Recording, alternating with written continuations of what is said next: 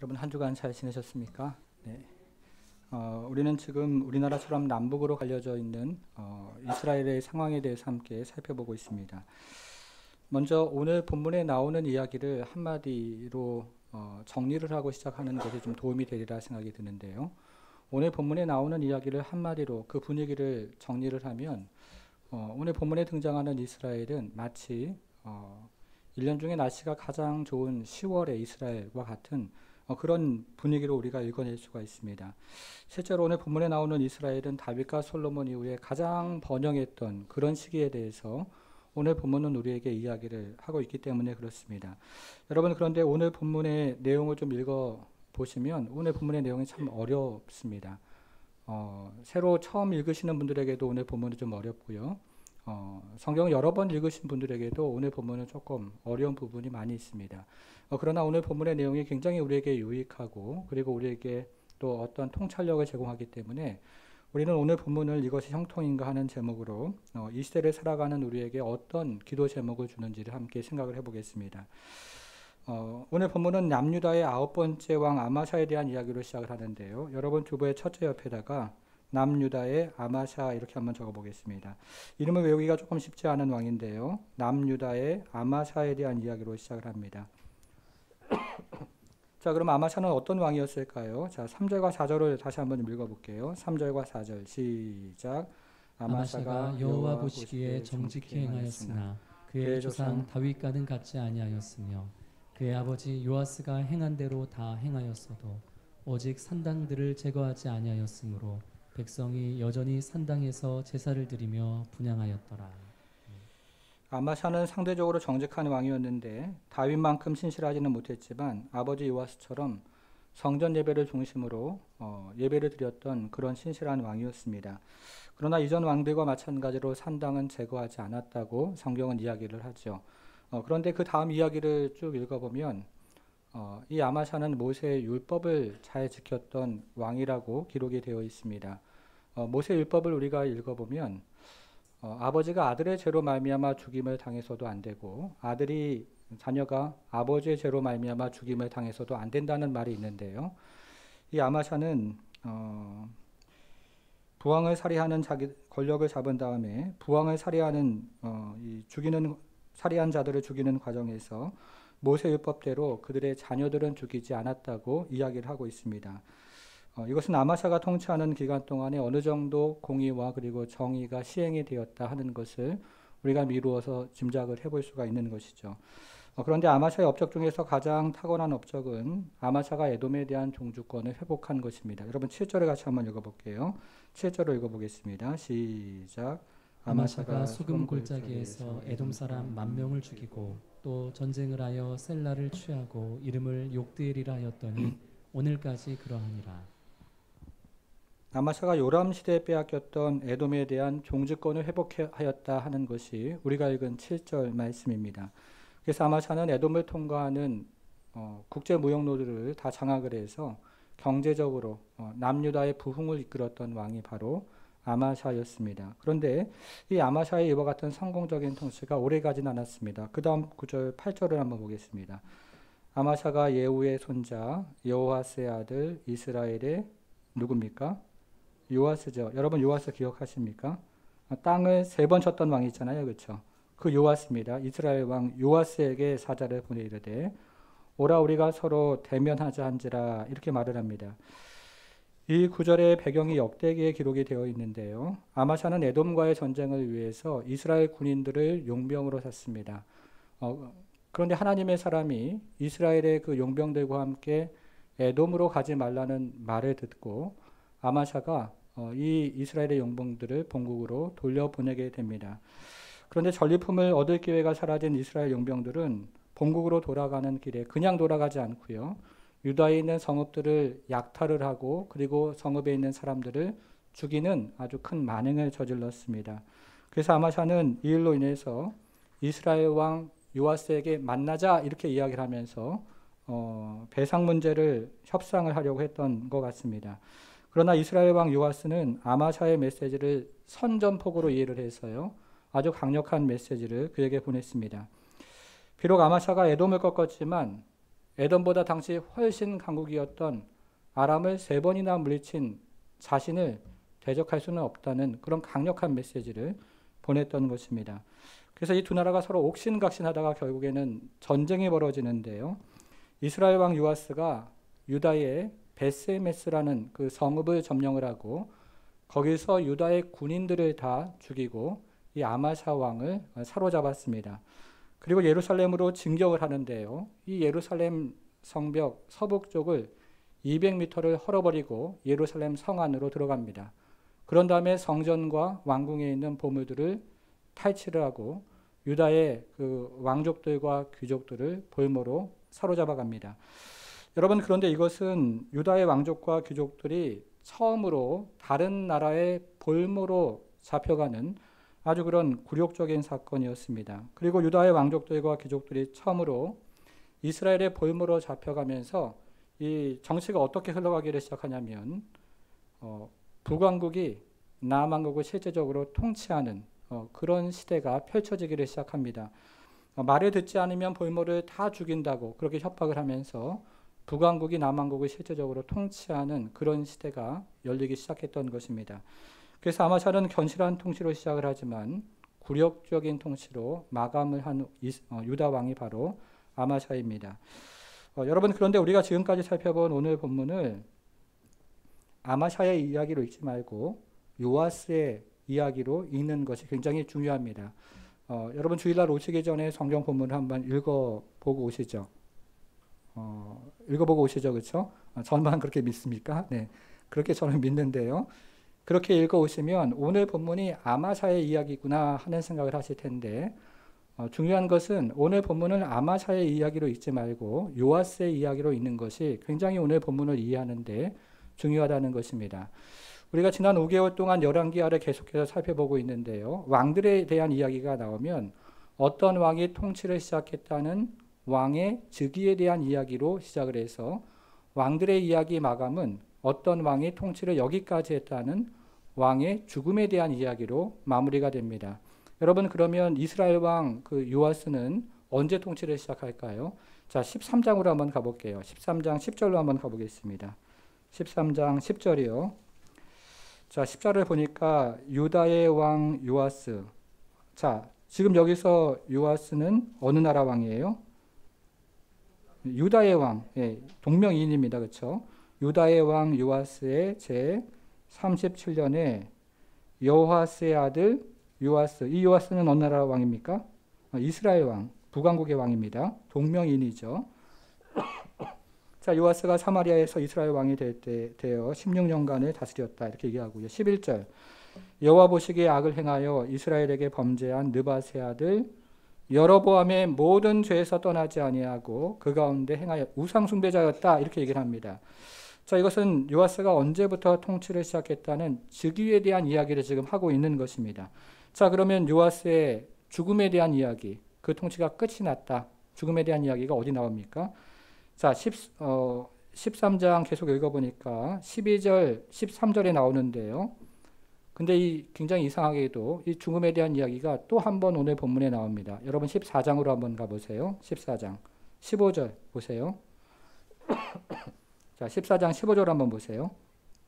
자, 누구로 시작을 합니까? 요아스의 남은 사적과 그의 업적과 또 유다의 왕 아마샤와 싸운 일은 이스라엘 왕 역대지락에 기록되지 아니하였느냐. 16절. 요아스가 그의 조상들과 함께 잠에 이스라엘 왕들과 사마리아에 함께 장사되고 그의 아들 여로보암이 대신하여 왕이 되니라. 자, 이것은 요아스가 언제까지 통치했다는 죽음에 대한 이야기를 지금 기록을 하고 있습니다. 그러니까 자, 13장 10절부터 지금 우리가 읽은 14장 16절까지는요. 누구의 이야기로 읽어라?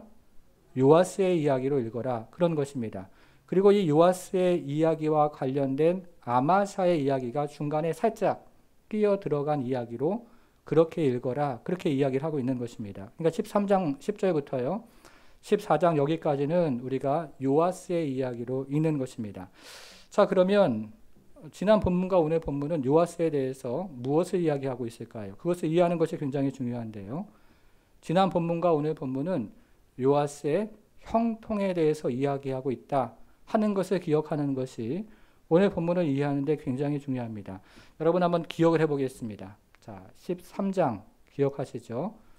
요아스가 아람과 전쟁에서 몇 번 이깁니까?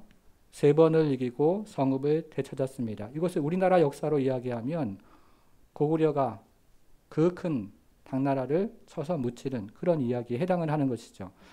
자, 14장 오늘 본문으로 한번 또 기억을 해보겠습니다. 오늘 본문은 이스라엘 왕 요아스가 유다 왕 아마샤를 쳐서 물리쳤던 이야기입니다. 이것은 이스라엘이 북왕국이 남왕국을 실제적으로 통치를 했다 그런 이야기를 하고 있는 것입니다. 그런데 우리가 열왕기를 읽으면서 이 북왕국이 남왕국을 실제로 통치를 했다 이런 내용을 읽어볼 수가 없고 그리고 그런 이야기를 들어본 적이 없기 때문에 정말 제가 지금 말씀드리는 것처럼 북왕국이 남왕국을 정말로 실제적으로 통치했는가에 대해서 우리는 질문을 할 수가 있습니다. 그래서 두 가지를 한번 살펴보겠습니다. 자, 첫 번째 구절은 17절입니다. 여러분 화면을 한번 보셔도 괜찮고요. 또 여러분 성경을 보셔도 괜찮은데요. 제가 중간중간을 한번 읽어보겠습니다. 이스라엘 왕 요아스가 죽은 후에 아마샤가 15년간을 자, 그 다음 말이 중요한데 뭐라고 되어 있습니까? 자, 좀 이상하지 않으세요? 원래는 아마샤가 보통 왕들의 경우에는요. 통치하였더라 이렇게 이야기를 해야 되는데 여기서는 생존하였더라 이렇게 이야기를 하고 있다는 것입니다.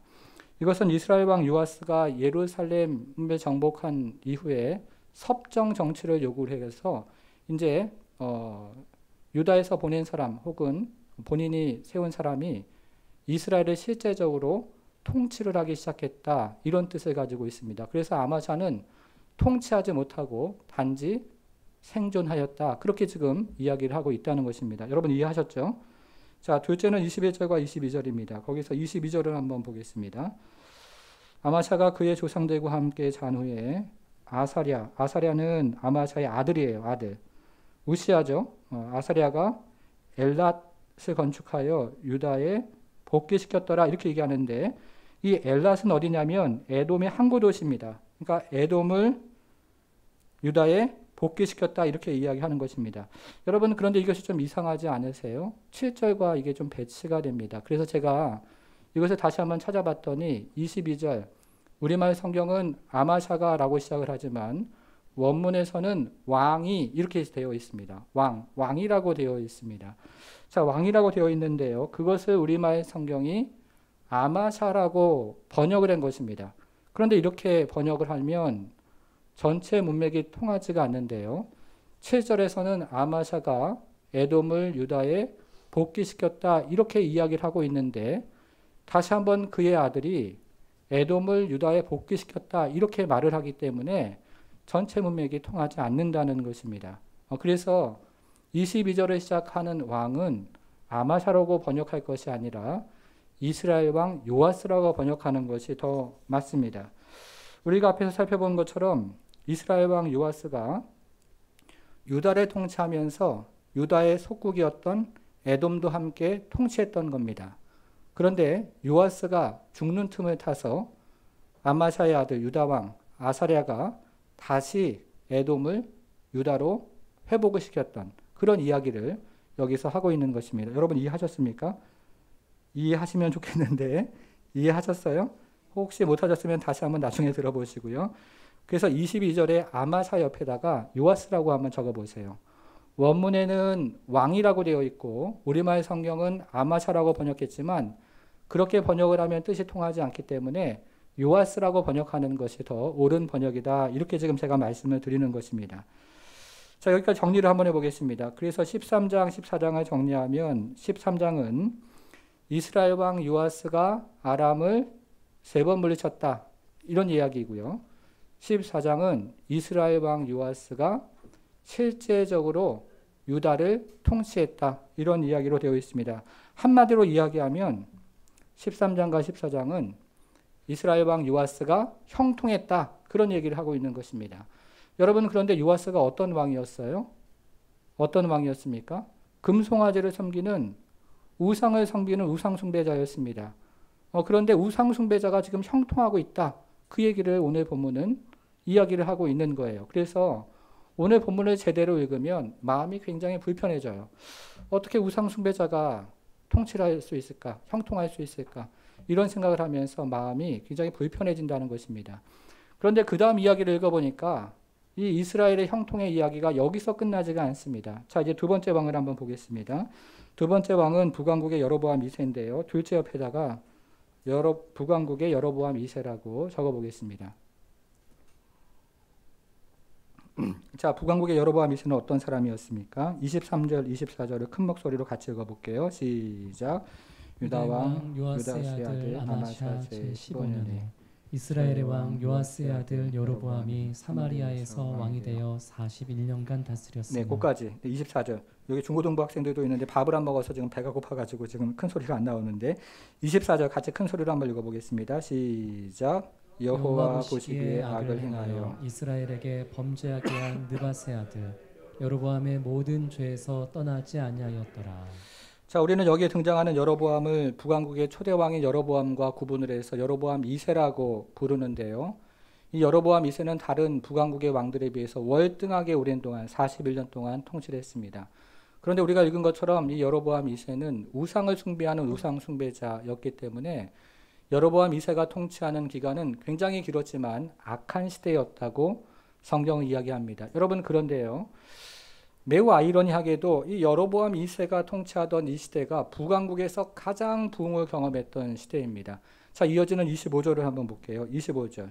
이스라엘의 하나님 여호와께서 그의 종 가드 헤벨 아미떼의 아들 선지자 요나를 통해서 하신 말씀과 같이 여로보암이 이스라엘 영토를 회복하되 하맛 어귀에서부터 아라바 바다까지 하였으니, 이렇게 이야기하죠. 여로보암 2세는 이스라엘 북쪽 경계를 하맛 어귀까지 끌어올렸고요. 남쪽 경계를 아라바 바다까지 끌어내렸습니다. 자, 이것은 이스라엘 경계가 다윗과 솔로몬 시대의 경계까지 올라가고 내려갔다, 커졌다, 이런 의미를 가지고 있습니다. 그러니 전쟁을 할 때마다 승리를 했다는 뜻이고 전쟁에 승리를 할 수 있는 경제력이 받쳐줬다는 뜻이고 사람들이 잘 먹고 잘 사는 시대가 되었다, 이런 뜻을 가지고 있습니다. 여러분, 그뿐일까요? 자, 28절로 한번 가보세요. 28절. 여로보암의 남은 사적과 모든 행한 일과 쌓은 업적과 자, 어디로 회복했습니까? 다메섹. 자, 다메섹이 어디예요? 다메섹 어디입니까? 다메섹을 회복한 일과 이전에 유다에 속하였던 하맛을 이스라엘에게 돌린 일은 이스라엘 왕 역대지략에 기록되지 아니하였느냐. 다메섹은요, 아람의 수도입니다. 그러니까 여로보암 2세가 아람까지 쳐서 수도까지 정복을 해버리는 겁니다. 그리고 유다에 속하였던 하맛을 이스라엘에게 돌렸다라고 이야기하는데 이것은 여로보암 2세 때도 여전히 북왕국이 유다를 실제적으로 통치를 하고 있었다, 이런 의미를 가지고 있습니다. 그래서 여로보암 2세는 우리나라로 이야기하면 광개토 대왕과 같은 왕이었습니다. 광개토 대왕 때 만주벌판을 정복하고 요동반도를 다 정복했던 것처럼 여로보암 2세 때 이스라엘은 정복전쟁과 그리고 나라가 부강하면서 아주 융성한 그런 나라가 되었다는 것입니다. 여러분, 그런데 여로보암이 어떤 왕이라고요? 우상을 숭배하는, 금송아지 우상을 숭배하는 왕이었다는 거예요. 금송아지 우상을 숭배하는 왕이 다시 형통했다, 그 이야기를 오늘 본문은 다시 한번 우리에게 하고 있습니다. 자, 그래서 오늘 본문을 제대로 읽으면 우리의 마음이 굉장히 불편해진다는 거죠. 자, 그러면 당시 이스라엘이 형통을 누렸던 진짜 이유가 무엇인가 하는 것입니다. 그것을 우리가 세 가지로 한번 찾아보겠습니다. 자, 첫째로 이스라엘의 형통은 선지자 요나가 이야기한 대로 이루어진 것입니다. 25절로 다시 한번 가보겠습니다. 25절. 이스라엘의 하나님 여호와께서 그 종 가드 헤벨 아미떼의 아들 선지자 요나를 통하여 하신 말씀같이 여로보암 때에 이스라엘이 번영하였더라, 그 얘기를 하고 있는 것입니다. 하나님께서 선지자 요나를 통해서 하신 말씀 때문에 이스라엘이 번영한 것이지 여로보암 때문에 이스라엘이 번영한 것이 아니라는 것이죠. 그러니까 여로보암은 단지 하나님이 사용하신 도구였습니다.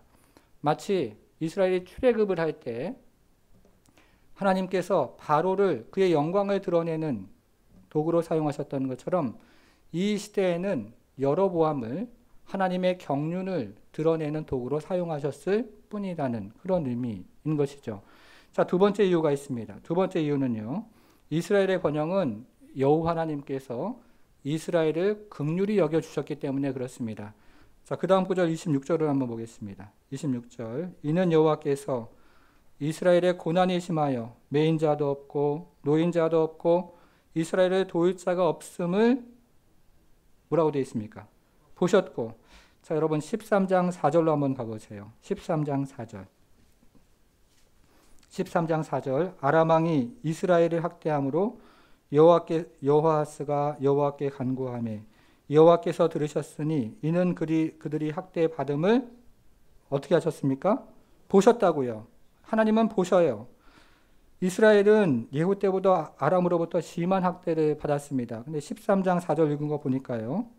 특별히 이 시대 여호아스 시대 때가 되면 아람의 학대가 어찌나 심했던지 그 다음 내용 읽어보니까 이스라엘이 타작마당의 티끌과 같이 되었다 이렇게 얘기를 합니다. 타작마당의 티끌, 혹 불면 날아가는 존재처럼 아주 약하고 학대받는 존재가 되었다 이렇게 이야기합니다. 그런데 하나님께서 그것을 계속 보셨던 거예요. 이스라엘이 고난당하는 것을 계속 보셨습니다. 그리고 그들에게 긍휼을 베풀어 주셨어요.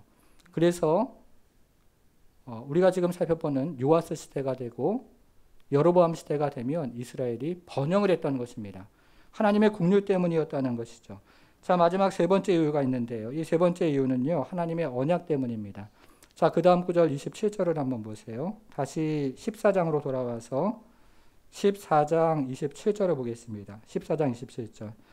여호와께서 또 이스라엘의 이름을 천하에서 없이 하겠다고도 아니하셨으므로 요아스의 아들 여로보암의 손에서 구원하심이었더라. 여로보암 2세 때 시대가 되면 이스라엘이 천하에서 없어져도 전혀 무방한 그런 징조가 여기저기서 등장을 합니다. 이 시대 때 사역했던 선지자 중에 호세아 선지자가 있었는데요. 호세아 선지자 안에 있는 내용을 한마디로 요약하면 4장 1절 2절 요약할 수가 있는데 그 이야기는 이런 것입니다. 지금 이 시대에 하나님을 아는 지식이 없다. 호세아가 그렇게 여기저기서 외치고 다녔습니다. 여러분, 그러면 여호와를 아는 지식이 없다. 이것이 무슨 뜻입니까? 자, 화면으로 출애굽기 1장 8절을 한번 보겠습니다. 요셉을 알지 못하는 새 왕이 일어나 애굽을 다스리더니, 여기서 알지 못한다는 말은 애굽의 새로운 왕이 요셉에 대한 정보가 없었다 이런 의미가 아닙니다.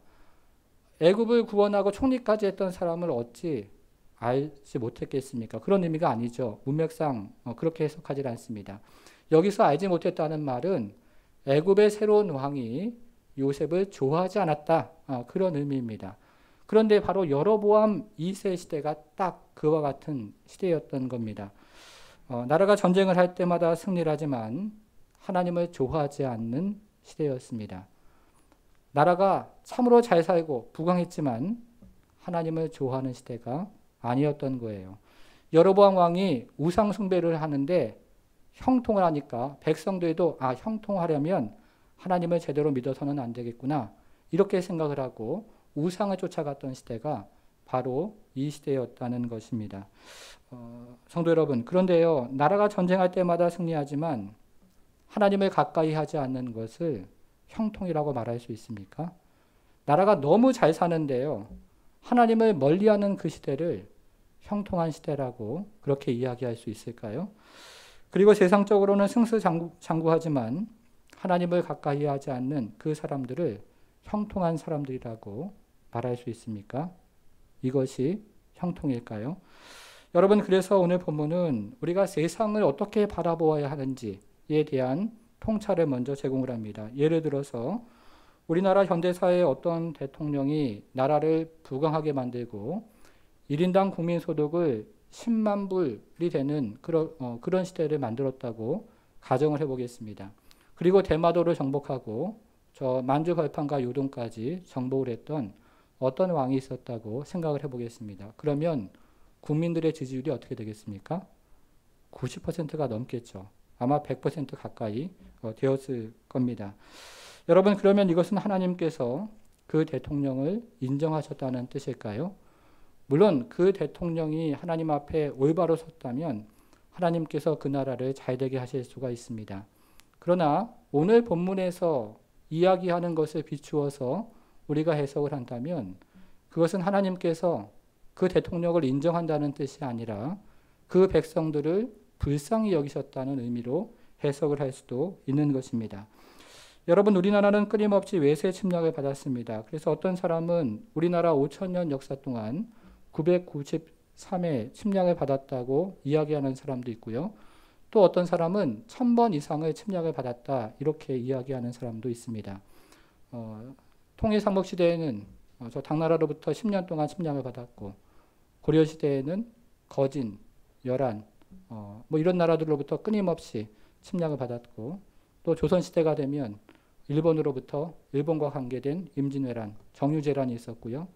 또 청나라와 관계된 병자호란이 있었습니다. 그때마다 나라가 정말 어려웠고 그러면서 많은 사람들이 죽었고 마을들이 불탔고 그리고 아이들이 고아가 되었습니다. 근대사를 보면 6.25 전쟁 때 우리는 6.25 전쟁으로 말미암아서 이 세상에서 가장 가난한 나라, 못 사는 나라가 되었습니다. 온 나라가 쑥대밭이 되었던 것입니다. 여러분, 그런데 하나님께서 이와 같은 역사를 보셨던 것입니다. 그리고 하나님께서 우리에게 긍휼을 베풀어 주셨습니다. 그래서 우리가 지금 이렇게 예수를 잘 믿고 또 부강한 나라가 된 것입니다. 성도 여러분, 우리의 현대사를 한번 생각해 보십시오. 사실 우리나라처럼 역대 대통령들이 정죄를 당하고 순환을 당한 나라가 세계 역사에 없습니다. 그런데도 우리나라는 지금까지 안전했고 여러 면에서 부흥을 해왔습니다. 이것은 위정자들이 위대했기 때문이 아니고 하나님께서 이 나라의 민족을 긍휼히 여겨주셨기 때문인 것입니다. 이것은 교회도 마찬가지입니다. 패트릭 존스톤이라는 유명한 선교학자가 있는데요. 이 사람의 책 중에서 교회는 당신의 생각보다 큽니다 라는 아주 좋은 책이 있습니다. 이 책 안에 우리나라와 교회와 관련된 이런 내용이 있는데요. 제가 그대로 한번 읽어보겠습니다. 세계에서 가장 큰 교회 10개 가운데 7개가 한국의 한 도시 서울에 있습니다. 그런데 이 도시는 110년 전만 하더라도 교회가 하나도 없었습니다. 그러나 오늘날 서울의 밤거리는 빨간 십자가 네온등으로 가득 차 있습니다. 5,000년 동안 우상을 섬기던 나라가 지금 예수를 믿고 이렇게 경제가 부흥한 그런 나라가 되었던 것은 전적으로 하나님의 긍휼이요 또 은혜 때문이라는 것입니다. 그래서 오늘 본문은 우리가 살아가고 있는 이 세상과 그리고 사람에 대한 통찰을 제공한다는 거예요. 나라가 경제적으로 부흥하는 것은 하나님께서 위정자들을 인정하셨기 때문이 아닐 수도 있다는 것이죠. 그리고 어떤 사람이 성공하는 것은 그 사람을 하나님께서 인정하셨기 때문이 아닐 수도 있다는 것입니다. 반대로 이야기를 하면 어떤 사람의 고난은 하나님의 무관심이라고 생각해서는 안 됩니다. 고난당하는 것을 하나님의 사랑이라고도 생각할 수 있다는 것입니다. 여러분, 역사가 증거하고 성경이 증거하는 것은 나라가 부유할 때 백성들이 무언가를 많이 배우는 것이 아니고요. 오히려 가난할 때 배우는 것이 더 많다는 것이 역사의 증거이고 그리고 성경의 증거입니다. 여러분, 그래서 오늘 본문은 우리에게 진정한 형통이 무엇인가 하는 질문을 우리 모든 사람에게 던지고 있는 것입니다. 제가 신방을 다녀보면 다녀볼수록 깨닫는 것이 있는데요. 제가 신방을 다니면서 성도들의 기도 제목을 들으면 들을수록 정말로 평범하게 사는 것이 형통이다 하는 생각을 하게 됩니다. 신방을 다녀보면 별탈 없이 건강하게 사는 사람들이 거의 없기 때문에 평범하게 사는 것이 형통이다 이런 생각을 하게 되는 것입니다. 여러분, 그래서 우리는 별탈 없이 건강하게 사는 형통을 구하며 살아갑니다. 우리의 자녀들도 때가 돼서 좋은 사람 만나 결혼하고 좋은 직장 다니고 그리고 크게 되지 않더라도 그럭저럭 별탈 없이 건강하게 살아가는 그런 형통을 구한다는 것입니다. 여러분, 그래서 우리는 여러보암의 형통이 한편으로는요 부럽습니다. 여러분, 그러나 여러보암의 형통이 정말로 진정한 형통이라고 할 수 있습니까? 우리가 지금 살펴보는 시대는 주전 8세기인데요. 이 주전 8세기는 어느 시대보다 국제 정세가 북이스라엘과 유다에 영향을 미치는 시대였습니다. 특별히 주전 8세기에 있었던 BC 802년에 유다와 이스라엘의 운명에 큰 영향을 미쳤던 첫 번째 사건이 있었는데요. 그 사건이 무엇이냐면 아수르가 아람과 전쟁을 해서 이긴 사건이었습니다. 당시 아수르는 이 북이스라엘 그 북쪽에 있는 나라들을 계속해서 공격을 하기 시작했는데요. 그러면서 북이스라엘 북쪽에 있는 나라들이 굉장히 약해졌고 이때 아람도 쇠약해졌습니다. 그 틈을 타서 이스라엘 왕 요아스가 아람을 3번 공격해서 13장에서 살펴본 것처럼 이스라엘의 성읍을 되찾습니다. 그리고 그의 아들 여로보암 2세가 등장을 해서 아람의 수도까지 정복하는 그런 일들이 일어납니다. 그래서 요아스와 여로보암 왕시대 때 이스라엘이 가장 큰 부흥과 그리고 경제적인 그런 부흥을 경험하는 시대를 맞이했던 것입니다. 여러분, 그런데 그 이후의 역사가 어떻게 진행되는지 그 다음 장을 다음 주에 우리가 살펴볼 텐데요. 그 이후에 여로보암 2세가 죽은 이후에 불과 20년, 30년 사이에 북이스라엘의 6명의 왕이 바뀌면서 결국 이스라엘이 아수르에게 멸망을 당합니다. 그러니까 요아스와 그리고 여로보암이 부흥했던 시대와 아수르가 힘을 길렀던 시대가 정확하게 딱 맞아서 떨어진다는 것입니다. 다시 말씀을 드리면요. 요아스가 통치하고 여로보암 2세가 통치했던 시대에 이스라엘은 한 걸음 한 걸음 벼랑을 향해서 달려갔던 것입니다. 나라가 잘 되니까 좋은 줄 알았어요. 전쟁에 이기니까 그것이 다인 줄 알았습니다. 그런데 실제적으로는 하나님을 멀리하면서 이스라엘이 벼랑 끝으로 한 걸음 한 걸음 달려가다가 20년, 30년이 지난 후에 벼랑 밑으로 떨어지는 그런 일이 일어났다는 것입니다. 여러분, 이것이 형통일까요? 우리는 지난 부흥회 때 성경이 말하는 형통이 무엇인지를 함께 생각을 해보았습니다. 자, 화면으로 창세기 39장 2절을 같이 좀 읽어보겠습니다. 시작. 여호와께서 요셉과 함께 하심으로 그가 형통한 자가 되어. 자, 3절 읽겠습니다. 그의 주인이 여호와께서 그와 함께 하심을 보며 또 여호와께서 그의 범사에 형통하게 하심을 보았더라. 자, 23절도요. 여호와께서 요셉과 함께 하심이라. 여호와께서 그를 범사에 형통하게 하셨더라. 우리는 지난 부흥회 때 형통이라는 말을 배웠는데요. 여기서 말하는 형통이라는 말은 하나님의 계획이 나를 통해서 진행되고 완성되는 것이다. 이렇게 들었습니다. 기억이 나시죠? 쉽게 말을 하면 여기서 말하는 형통은 우리가 노란색으로 되어 있는 것처럼 하나님께서 함께 하시는 것입니다. 그게 형통이에요. 그래서 요셉은 하나님께서 함께 하심으로 애굽의 종으로 팔려갔죠. 그리고 보디발의 그 가정의 종이 되었습니다. 감옥에 들어갔습니다. 그리고 애굽의 총리가 되었습니다. 그래서 요셉은 애굽을 구원하고 이스라엘 12지파를 형성하는 구속사에 굉장히 중요한 인물이 되었던 것입니다. 그러니까 요셉의 이야기는 요아스와 여로보암 2세 시대처럼 잘 먹고 잘 살고 성공하는 형통의 이야기를 지금 우리에게 들려주고 있는 것이 아니라 하나님의 계획과 뜻이 진행되고 이루어지는 하나님께서 함께 하시는 형통의 이야기를 우리에게 들려주고 있다는 것입니다. 성도 여러분, 형통이 무엇일까요? 하나님의 뜻이 이루어지는 것이 형통입니다. 하나님의 계획이 이루어지는 것이 형통입니다. 하나님께서 함께 하시는 것이 또 형통입니다. 그래서 고난을 통해서도 하나님의 뜻이 이루어지는 것이 형통이라고 말할 수 있습니다. 환난을 통해서도요, 하나님의 계획이 이루어지는 것을 우리는 형통이라고 믿는 것입니다. 그리고 사방이 막혀도, 사방이 우겨쌈을 당해도 그 가운데서 하나님의 계획이 이루어져서 결국에는 합력하여 선을 이룰 것을 믿는 것이 바로 형통인 것입니다. 사랑하는 여러분 한 주간 살아갈 때, 또 인생을 살아갈 때 이와 같은 하나님의 형통이 여러분 모두와 함께 하기를 주님의 이름으로 축원합니다. 하나님께서 함께 하시고 하나님의 뜻이 여러분들을 통해서 이루어지는 그 하나님의 형통, 그 하나님의 형통이 이 한 주간에도 우리의 가정과 교회 위에 함께하고 또 여러분 모든 삶에 함께하기를 주님의 이름으로 축원합니다. 오늘 말씀 가지고 우리가 1, 2분 정도 간단하게 잠시만 좀 기도하겠습니다. 뒤에 순서가 있으니까요.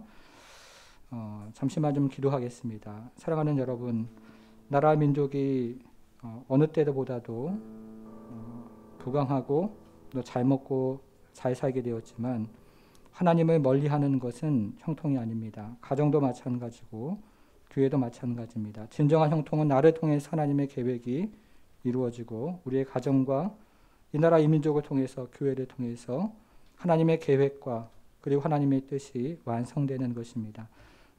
이 말씀 가지고 우리가 잠시 기도하기 원하는데요. 하나님의 계획이 진행되고 완성되는 형통을 잠시 우리가 함께 구하기를 원합니다. 기도하겠습니다.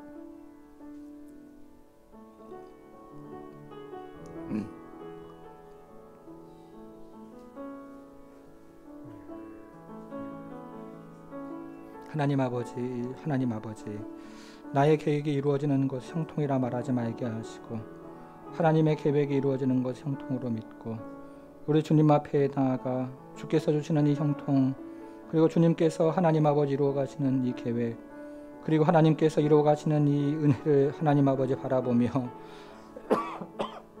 주 앞에 나아갈 수 있도록 주님 도와주옵소서. 우리 눈에 보기에는 우리 뜻이 아니기 때문에 우리가 그것 형통이라 하나님 아버지 또 우리의 인생 가운데 밀어내는 것들이 있지만 그러나 주님 하나님의 큰 하나님 아버지 계획과 그리고 하나님의 큰 뜻 가운데 하나님 아버지 진행되고 완성되는 형통을 경험하게 하시고 우리 하나님께서 주시는 그 형통 그 은혜 그것을 받아 하나님 아버지 누리는 역사가 있도록 주여 도우셔서 하나님께서 하나님 아버지 이루어 가시는 형통의 역사를 우리가 구하며 주 앞에 나가는 그런 은혜와 은총을 경험할 수 있도록 우리 하나님 함께하여 주옵소서.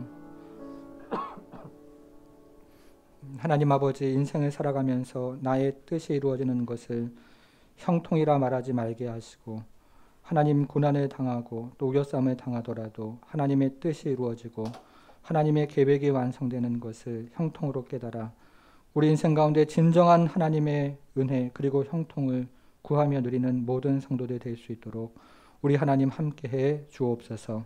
감사드리며 예수님의 이름으로 기도하옵나이다. 아멘.